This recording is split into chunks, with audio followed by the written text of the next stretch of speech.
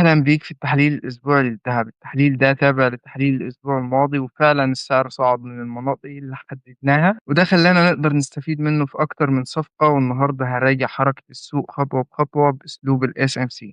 فلو ما تابعتش تحليل الأسبوع الماضي يا ريت ترجع تتابعه عشان أشرح لك فيه تحليل الذهب بالتفصيل من أول الفريم اليومي.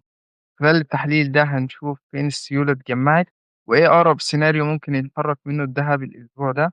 الهدف إنك تفهم طريقة التفكير ورا التحليل وتقدر تطبق عليها بنفسك، مش توصية. يلا بينا نبدأ بعد الانترو.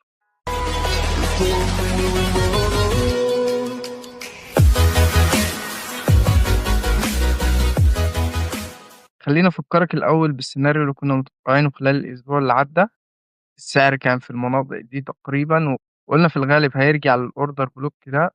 ومجرد ما هنشوف أي change of character على فريم الدقيقة هندخل شراء مع السعر، وده اللي حصل بالظبط.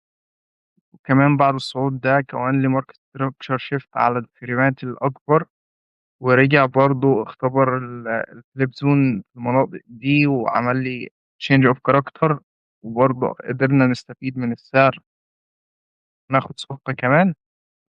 فتعال اشرح لك ايه اللي حصل خلال الحركة دي، والذهب ممكن يطلع منين تاني، وايه السيناريوهات المتوقعة. نحذف ده كله الأول. أول حاجة بعد الصعود ده حصل هنا ماركت ستراكشر شيفت، فبالتالي اتأكد صعود الذهب. وإيه اللي حصل في الموجة دي؟ عندي هنا انديوسمنت، السعر رجع سحب سيولة الانديوسمنت، فعل الفليب زون اللي في المنطقة دي، وبرضه كمل. بص في المناطق دي على الفريمات الصغيرة. بالتالي خلال الصعود ده الذهب عمل المناطق دي سيولة أو انديوسمنت. تمام. دي كلها مناطق سيولة متوقع إن السعر يرجع لها، خصوصا إن هو سحب سيولة 2 انديوسمنت.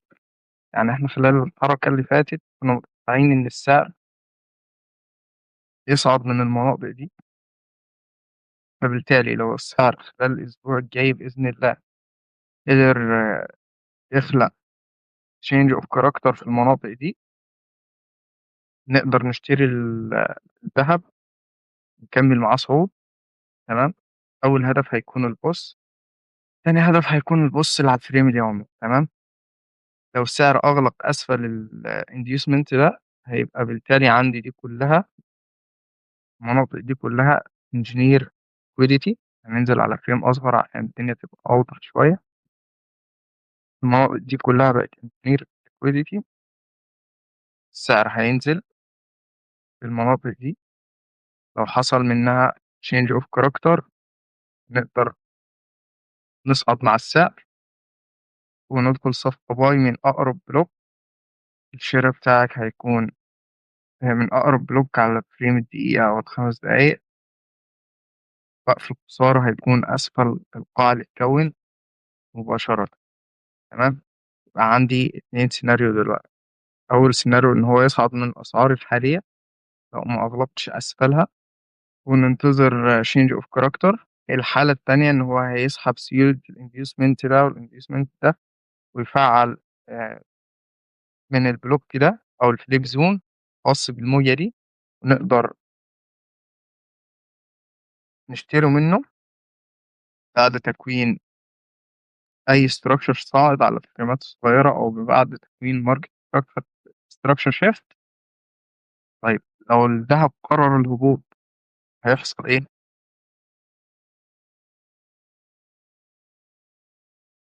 ركز معايا في السيناريو ده لأن ده السيناريو الأقرب، وهوضح لك ليه بعد ما أشرحه.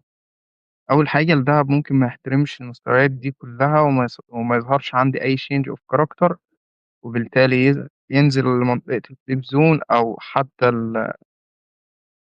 الأوردر بلوك، يسحب سيولة القاعدة ويكون عندي change of character، ومازال السعر ممكن أقدر أشتري منه بيكمل صعود. طيب ليه قلت لك ممكن السعر يرجع للمناطق دي بالرغم إن أنا عندي هنا بص. تمام. لو تلاحظ هنا لسه ما كونش بص للقمة اللي احنا عايزينها الأسبوع اللي عدى. تمام. واضح إن في قوة للبائعين. تمام. كمان أنا عندي النموذج ده نموذج liquidity واضح، فبالتالي وارد جدًا السعر يسحب السيولة من أسفل القيعان دي ويكمّل صعود. طيب ليه أنا حددت لك إن السيناريو ده الأقرب؟ هاشرح لك الموضوع بنظرية إليوت، عايزك تركّز معايا خصوصًا لو كنت تفهم إليوت يعني. أنا عندي هنا موجة حافزة، تمام، لو جينا رسمنا القناة الموجية زي ما واضح قدّامك، هتلاحظ معايا في المنطقة دي A، B، C، ودي كلّها A الكبيرة. عندي في المنطقة دي A، B، C، بقت دي المنطقة دي هي B الكبيرة من نموذج اللات، تمام. بالتالي المنطقة دي هتكون معايا هي المنطقة C للزجزاج. في الغالب الزجزاج بيصحح قبل كسر القمة دي بحاجات طفيفة، يعني عندي من 90 ل95% فيبوناتشي، أو ممكن يعمل كسر خفيف للمنطقة ويطلع يكمل موجة 5، بعدها هنعدل القناة السعرية.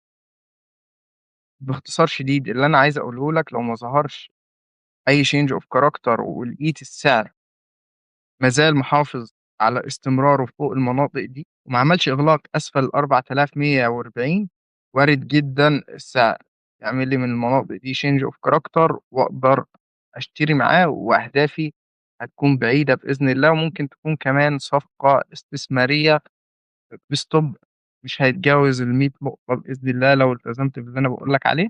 فلو السعر كسر القاع ده وأغلق تحتيه ما فيش أي مشكلة، ما زال السيناريو الصاعد محتمل عندي. حالة واحدة بس ممكن ألغي السيناريو الصاعد، بمجرد كسر المناطق دي والاستقرار تحت الorder block ده على فريم الساعة على الأقل، ممكن نغيّر وجهتنا من الشراء ونشوف أي change of character في المناطق دي، أو بُص على الفريمات الصغيرة وننزل مع الدهب. بس ما زال السيناريو الصاعد هو الأقوى. كده يكون انتهى الفيديو، فلو كنت استفدت معايا ما تنساش اللايك والاشتراك في القناة وتفعيل زر الجرس عشان يوصلك كل جديد، وأشوفك على خير في الفيديو الجاي.